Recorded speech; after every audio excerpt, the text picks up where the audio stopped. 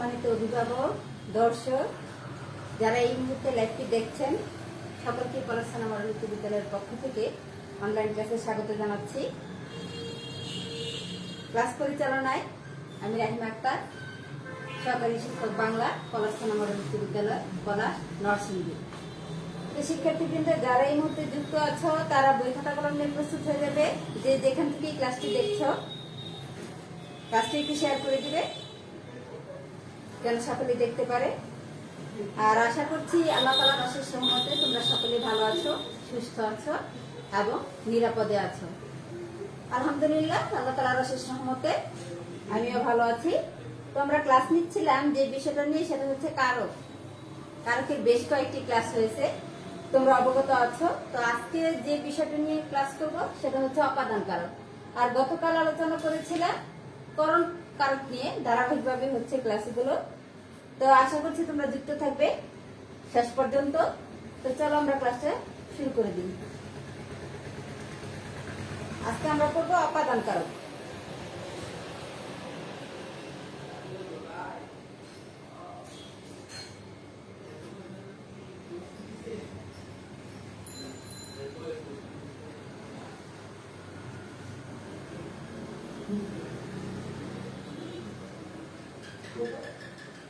বিগত ক্লাসগুলোতে আলোচনা করেছিলাম কারক কি, বিভক্তি, বিভিন্ন প্রকার কারক সম্পর্কে প্রাথমিক ধারণা, তার ধারাবাহিকতায় আবার হয়ে গেছে কর্তৃকারক, কর্মকারক, করণ কারক, সম্প্রদান কারক, এই কারকগুলো নিয়ে আলোচনা করেছিলাম।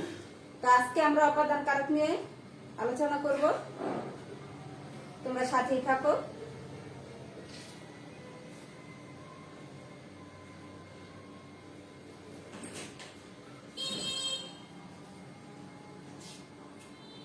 অপাদান কারক কি? তো চলো প্রথমে আমরা জেনে নেই যে অপাদান কারক কি। অপাদান কারক বলতে আমরা যে জিনিসটা প্রথমে বুঝি সেটা হচ্ছে কি, যা থেকে ক্রিয়াটা উৎপন্ন হয়। এক কথা বলতে গেলে যা থেকে ক্রিয়াটা উৎপন্ন হয় সেটাকে কি অপাদান কারক বলে। যা থেকে কিছু বিচ্যুত, গৃহীত, জাত, বিরত, আরম্ভ, দূরীভূত, ভীত ও রক্ষিত হয় তাকে অপাদান কারক বলে। মানে যা থেকে কিছু বিচ্যুত হয়, গৃহীত হয়, জাত মানে উৎপন্ন, বিরত হয়, আবার শুরু হয়, দূর হয়, ভীত হয়, রক্ষিত হয় ইত্যাদি বোঝায়। সেটাই কি মানে ক্রিয়াটা যেখান থেকে উৎপন্ন হয় সেটা কি কি অপাদান কারক বলে। তো অপাদান কারককে আমরা যেভাবে বের করতে পারবো প্রশ্ন করে, সেটা হচ্ছে ক্রিয়াকে কোথা থেকে, কি থেকে, কিসের থেকে, কোথা থেকে, কি থেকে, কিসের থেকে, এইভাবে প্রশ্ন করে কি আমরা অপাদান কারক বের করতে পারি। তাহলে শিক্ষার্থীবৃন্দ, অপাদান কারক আমরা কিভাবে বুঝবো? যা থেকে কোনো কিছু উৎপন্ন, মানে ক্রিয়াটা যেখান থেকে উৎপন্ন হবে, যা থেকে বলতে এটাই বোঝায় যে যে জায়গা থেকে, যে স্থান থেকে, যেখান থেকে ক্রিয়াটা উৎপন্ন হবে এবং এটা কি বিচ্যুত হবে, আরম্ভ হবে, দূরীভূত হবে, ভীত হওয়া ইত্যাদি বোঝায়, সেটাই হচ্ছে কি অপাদান কারক। আর অপাদান কারক আমরা বের করতে পারি কোথা থেকে, কি থেকে, কিসের থেকে। প্রশ্ন করলে যে উত্তর পাওয়া যায়, কোথা থেকে, কি থেকে, কিসের থেকে প্রশ্ন করলে যে উত্তর পাওয়া যায় সেটাই হচ্ছে অপাদান কারক। তো চলো এখন আমরা একটা উদাহরণের মাধ্যমে কি বিষয়টা একটু সহজ করে দেই।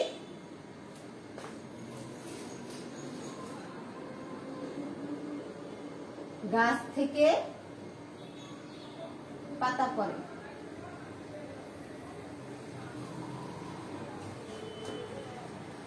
গাছ থেকে পাতা পড়ে, এই যে পাতা, গাছ থেকে পাতাটা কোথা থেকে পড়ছে? পড়াটা হচ্ছে এখানে ক্রিয়াপদ। তো পাতা কোথা থেকে পড়ছে? গাছ থেকে। তাহলে এই গাছটা কি এখানে মানে গাছ থেকে কি পড়ে গেছে, এটা বিচ্যুত হয়েছে, তাই না? গাছ থেকে পড়ে যাওয়া মানে কি এটা বিচ্যুত হওয়া বোঝায়। এটা এখানে দেয়া আছে বিচ্যুত, গৃহীত, জাত। তো গাছ থেকে পাতাটা পড়া মানে গাছের থেকে কি পাতাটা নিচে পড়ে যাওয়া, মানে বিচ্যুত হয়ে যাওয়া বুঝিয়েছে। তাহলে এটা কি অবশ্যই অপাদান কারক হবে। তো এইখান থেকে এই যে কি থেকে বা কোথা থেকে, কোথা থেকে পাতা কোথা থেকে পড়েছে, গাছ থেকে বা কিসের থেকে পড়েছে, এইভাবে প্রশ্ন করলে কি আমরা উত্তরটা পাই গাছ থেকে। তাহলে গাছ থেকে হচ্ছে কি অপাদান কারক। কারণ আমাদের সঙ্গে আমরা জেনেছি যে যেখান থেকে ক্রিয়াটা উৎপন্ন হয়, বিচ্যুত হয়, গৃহীত হয়, আরম্ভ হয়, তারপরে দূরীভূত হয়, ভীত হয় ইত্যাদি বোঝায়, তাহলে কি সেটা অপাদান কারক। তো অপাদান কারকে আর কিছু উদাহরণ দেখো।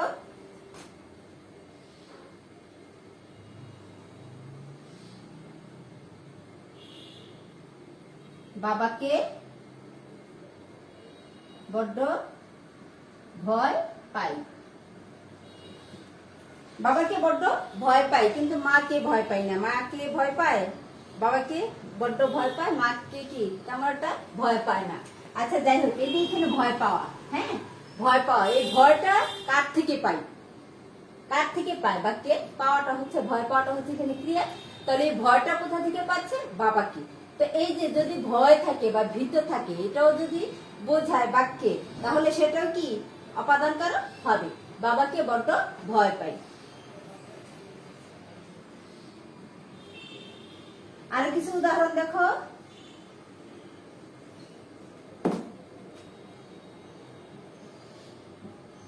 তিলে তোল হয়। তিলে তোল হয়, তোল হয় উৎপন্ন হওয়া কোথা থেকে হয়? তিল থেকে, মানে তিলে তোল হয়।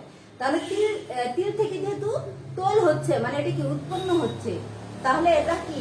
এটা অপাদান কারক। কিন্তু এইটার উদাহরণ আরেকটা দেখো, যদি বলা হয় তিলে তোল আছে, তাহলে কি অপাদান কারক হবে? বলো তো, তিলে তোল আছে এটা বললে কি অপাদান কারক হবে? তিলে তোল হয় মানে এটা বোঝা যায় এটা লোকে তিল থেকে কি আরেকটা উৎপন্ন হচ্ছে। তোলটা উৎপন্ন হচ্ছে কোথা থেকে? তিল থেকে। তিলের সাহায্যে কি তোলটা হচ্ছে, তিলের থেকে তোলটা উৎপন্ন হচ্ছে। আর এখানে যদি বলা হয় তিলে তোল আছে, তাহলে এই তোল কোথা থেকে হয়? তিল থেকে।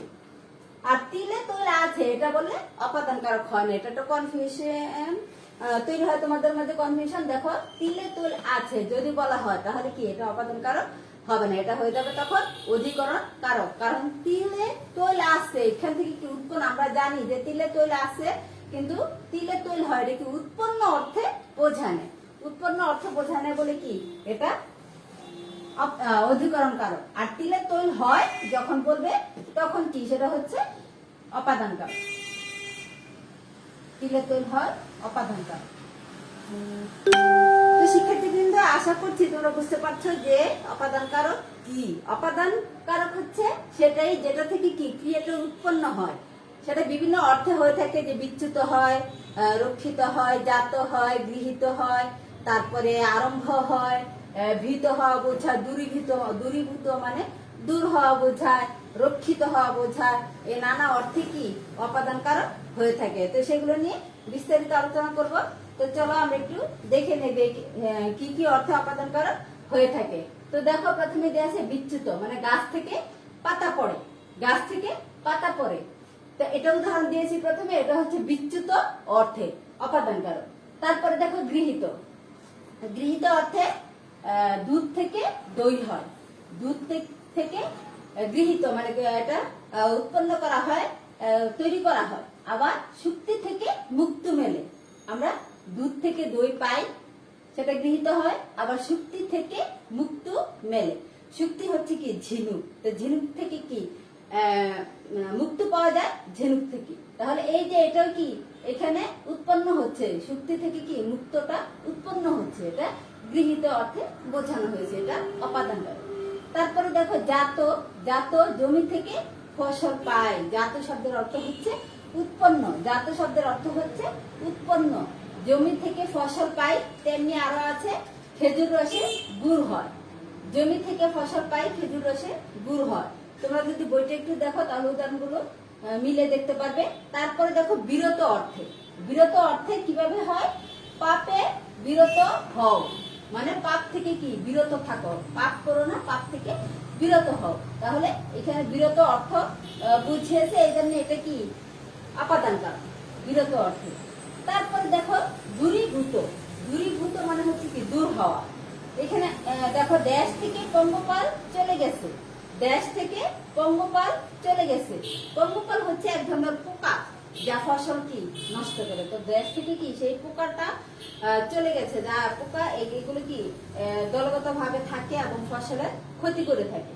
তো দেশ থেকে পঙ্গপাল চলে গেছে মানে কি, দূর হয়ে গেছে, তাহলে দূরীভূত অর্থ প্রকাশ করেছে, এটা হচ্ছে অপাদানকারক।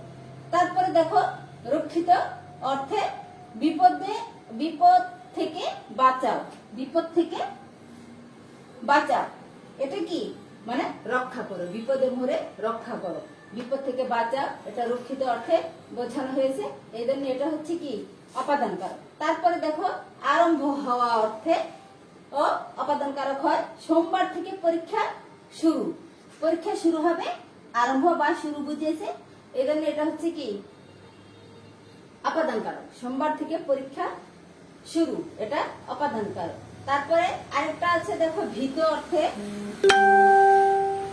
ভীত একটু আগে উদাহরণ দিয়েছিলাম, ভীত, ভীত বোঝায়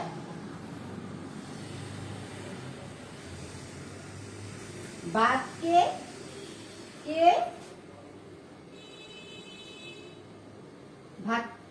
বাঘকে ভয় পায় না কে,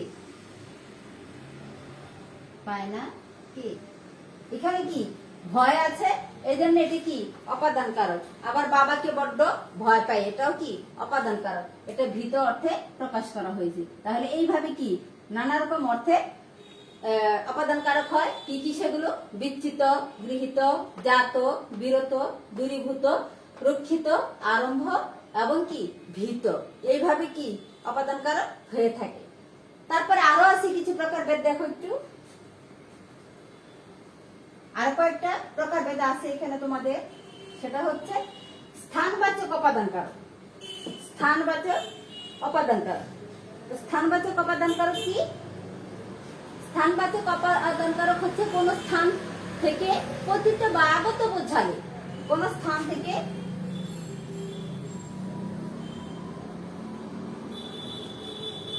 তারিখটা ঠিক করা হয় নাই,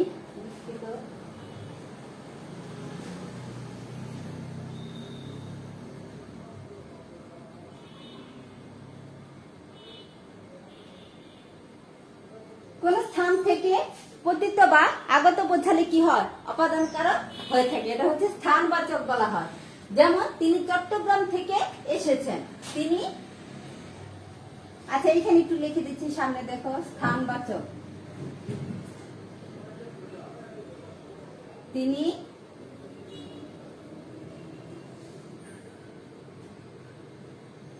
চট্টগ্রাম থেকে এসেছেন,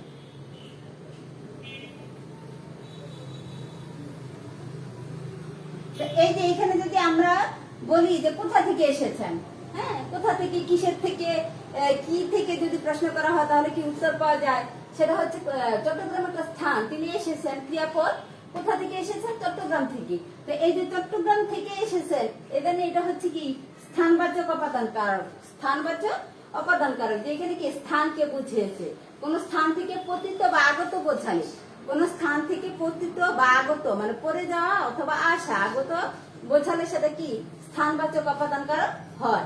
তারপরে দেখো দূরত্ব জ্ঞাপক, দূরত্ব জ্ঞাপক হচ্ছে কোন এক স্থান থেকে অন্য স্থানের দূরত্ব বোঝাতে। এরপরে আছে দূরত্ব জ্ঞাপক, কোন এক স্থান থেকে অন্য স্থানের দূরত্ব বোঝাতে দূরত্ববাচক অপাদানকারক হয়ে থাকে। দূরত্ববাচক অপাদান, দূরত্ববাচক কোন এক স্থান থেকে অন্য স্থানের দূরত্ব বোঝাতে, যেমন ঢাকা থেকে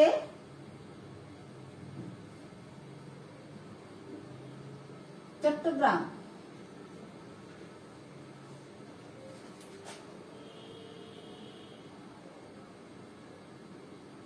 200 কিলোমিটারের বেশি, তাহলে এটা দিয়ে কি বুঝিয়েছে, দুইটা স্থানে দূরত্ব বুঝিয়েছে, কোন স্থান থেকে অন্য স্থানে, তাহলে ঢাকা থেকে চট্টগ্রামের দূরত্ব হচ্ছে 200 কিলোমিটার, এখানে দূরত্ব বুঝিয়েছে, এজন্য এটা হচ্ছে কি দূরত্ববাচক উপাদান। তারপর আরেকটা আছে নিক্ষেপ, নিক্ষেপ মানে কি, নিক্ষেপ হচ্ছে কোন জায়গা থেকে ফেলে দেওয়া, উপর থেকে ফেলে দেওয়া বা নিক্ষেপ করা বা ছুঁড়ে ফেলা, এগুলা বোঝায়। যেমন বিমান থেকে বোমা ফেলা হয়েছে, বিমান থেকে বোমা ফেলা হয়েছে, এটা নিক্ষেপ, তাই না? বিমান থেকে বোমা ফেলা হয়েছে মানে কি উপর থেকে এটা নিচে ফেলা হয়েছে, নিক্ষেপ করা হয়েছে। তো এরকম বোঝালে সেটা কি নিক্ষেপ বাচক বোঝায়, যে বিমান থেকে বোমা ফেলা হয়েছে, সেটা হচ্ছে অপাদান কারক। তাহলে শিক্ষার্থীবৃন্দ এইভাবে কি এত নানা অর্থে কি অপাদান কারক গুলো হয়ে থাকে, সেটাই এতক্ষণ পর্যন্ত আলোচনা করলাম। আশা করছি তোমরা বুঝতে পেরেছো। যদি কারো কোনো সমস্যা হয় তাহলে কি অবশ্যই জানাবে।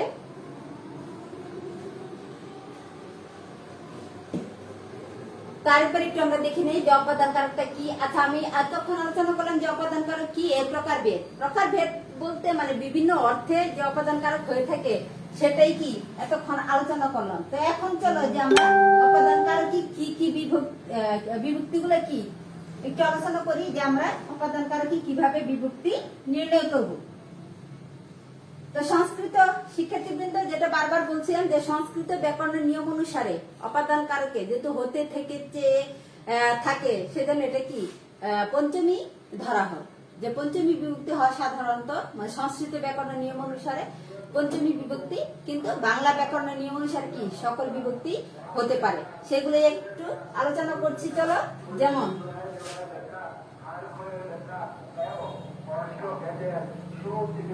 প্রথমা বা শূন্য, প্রথমা বা শূন্য বিভক্তি। মুক্তিযোদ্ধা ভবনের সামনে মোটা আলগা ফল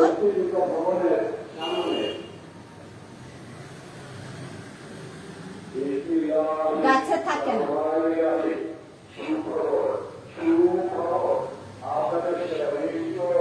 এই যে গোটা আলগা ফল মানে যেটা কি গোটা আলগা হয়ে যায়, সেই ফলটা কি গাছে থাকে না, গাছ থেকে পড়ে যায়। তাহলে এটা কি এখানে বিভক্তির চিহ্ন স্পষ্ট নয়, এই জন্য এটা কি শূন্য বিভক্তি। গোটা আলগা ফল গাছে থাকে না। তারপরে দেখো,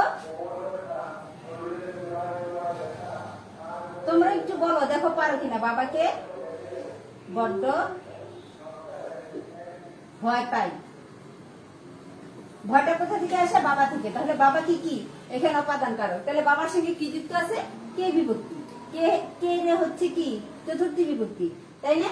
চতুর্থী এবং দ্বিতীয় বিভক্তি। তাহলে এটা কি দ্বিতীয় বিভক্তি বলতে পারি আমরা, অপাদান কারকে দ্বিতীয় বিভক্তি। বাবাকে বড্ড ভয় পাই, কে আছে? বাবা আর সঙ্গে বাবাকে, এটা হচ্ছে কি দ্বিতীয় বিভক্তি। তারপরে দেখো ষষ্ঠী বিভক্তি,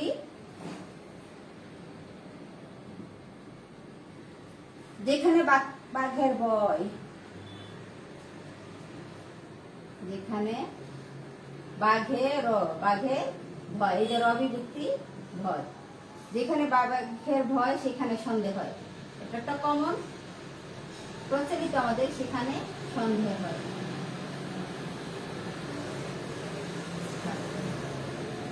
তো এই যে ভয়টা কোথা থেকে আসে? বাঘ থেকে। বাঘের সাথে কি র যুক্ত আছে, এটা হচ্ছে ষষ্ঠী বিভক্তি। ষষ্ঠী বিভক্তির চিহ্ন কি ছিল? র এ, বাঘ যোগ এ বাঘের, তাহলে এটা কি ষষ্ঠী বিভক্তি বাঘের। তারপরে দেখো সপ্তমী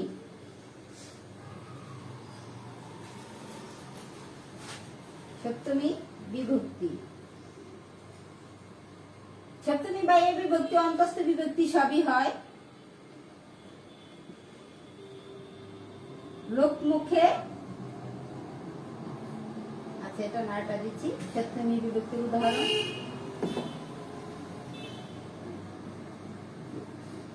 তিলে তৈল হয়। একটু আগে যেটা বলেছিলাম, তিলে তৈল হয়। তো এই যে তৈল কিসে হয়? তিলের সঙ্গে এ আছে, এটা কি সপ্তমী বিভক্তি চিহ্ন।